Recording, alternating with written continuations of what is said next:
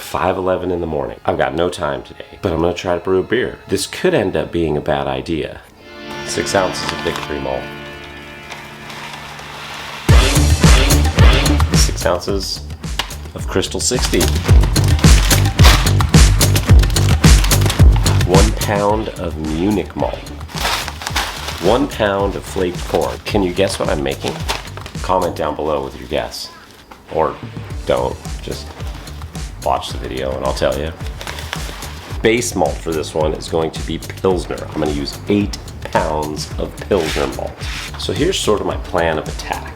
I'm gonna go ahead and measure and crush all my grains. I'm gonna measure up my water additions and I'm gonna set up my system, including the water. And then I'm gonna stop, I'm gonna get ready to go to work. My grains are crushed, ready to go. My water additions measured out, ready to go. Put them in there, cover it up. I'm ready to brew. But now I gotta go to work. Let's go make some coffee.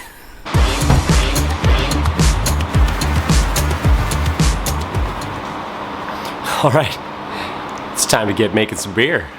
All right, burner's on. I'm gonna go upstairs and change because it's 97 degrees in the garage. I need to go change in shorts and a t-shirt. All right, that's more. All right, I'm gonna use the good old brew bag for this because I'm not gonna recirculate. I'm not gonna do any of that stuff. I'm gonna dump my grains in the brew bag and I'm gonna let it sit for, I don't know. It might be up to 2 hours. Grains are going in.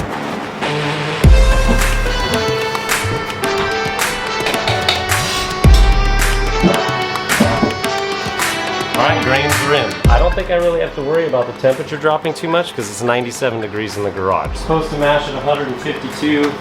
It's right at 150 right now. I'm gonna let it ride. It's 4:25. I gotta be at baseball practice at 6. It's been almost an hour. I'm gonna go ahead and pull the bag. I'm gonna go to baseball now and I'm just gonna let it sit there. Hopefully that's not too bad for it. I'll be back and then I'll boil. You ready to go to practice? Yeah. All right, let's do it. All right, back from practice, 7:38. I'm gonna do a 30-minute boil. It's at 140 now. I'll crank this thing up on high, see how fast I can get to a boil, do my hop additions, and then try to cool this thing down quick. I don't know, groundwater's gonna be pretty warm, but I got a plan. I'm gonna go with 3/4 of an ounce of Magnum at 30 minutes, and then I'll have 2 other additions during the boil, one at 10, one at 5 of Tetnane. And then that's it, that's all I'm gonna do. When I first started brewing, I was making extract batches. I would make 2.5 gallons of wort on the stove, put it in the fermenter, and then I would put another 2 gallons on top of it of fresh water. So I would dilute it, and that would get me my starting gravity. I thought, what if I start with less water in my mash, and then at the end, I have a big 5-gallon jug of water just sitting in the fridge. Now it's gonna be very cold, maybe around 40 degrees. So right now, it's at 90 degrees. I'm gonna start transferring it to my stainless steel fermenter, and then I'm gonna put in a 1/2 gallon of cold water. Hopefully that'll bring it down to close to pitching temps, throw my yeast in, and we'll be rocking and rolling and done with this brew day. Right now it's 8:36. I'll transfer and clean up. Hopefully I'll be done by 9:30.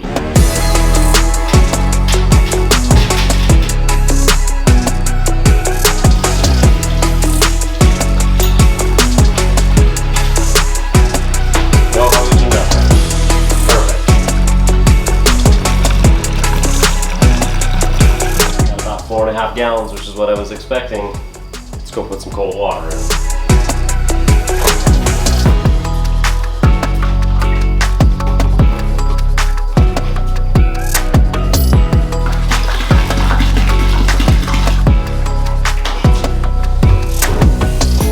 My 1 liter starter of Pilgrimage. Let's toss this in.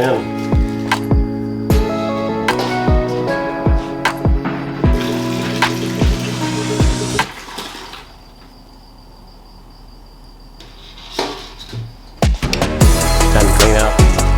I'm done.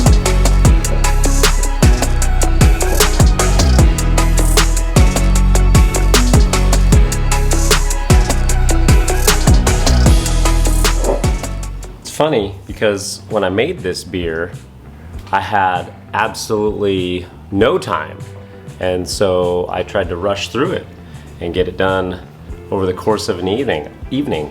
I was really worried it wasn't going to come out that great. However, now, today, it's the exact opposite. I have all the time in the world. I've got the day off and there's no one here but me and Papa Gino. And I have to say, this beer came out excellent. International Amber Lager. I don't know what it is, but I think something about corn in the beer. I just like that flavor. I like the Mexican lager that had corn in it. This one used corn as an adjunct as well too. It's got a nice rocky, fluffy head. Beautiful color, no fining agents used at all, just thyme. This one's been in the keg for a couple weeks now and it's clearing up nicely. Didn't put any gelatin or anything in it other than just my kettle findings, which, you know, Whirlflock. The aroma, it's got a little hint of a malty aroma and it's perfect. It's September 14th, so it's time for like Oktoberfest beers, and this really reminds me of like a Märzen or maybe like a maltier version of like a Fest beer. But because I was kind of rushing my brew day, I didn't quite hit my efficiencies. And I ended up with a 4.3% beer, which in my opinion, that's like perfect because, well, you know what? I can crush it. Really smooth, really crisp, really clean. I'm really happy with the way this beer came out. Using Pilgrimage yeast for the first time from Imperial Yeast, I am really stoked on that one. I think, you know, it's one of their seasonal yeasts, so if you can get your hands on that and then maybe keep a little slug of it left over so you can brew with it all year, that's like this is an incredibly good strain of yeast. Really clean, really crisp. Oh man, it's good. It's crushable. Goes down so easy. Goes down so easy. If you've got a busy schedule just like me, break your brew day up into little bits and pieces here and there, and you can actually squeeze it in between other parts of your day if you need to. So now, if you'll excuse me, because I have the day off, yeah, you guessed it, I'm also making another beer. In the meantime, if you need to binge something else, check this video out right over here. I'm sure you'll enjoy it. YouTube's recommending it for you, so go check it out. Cheers.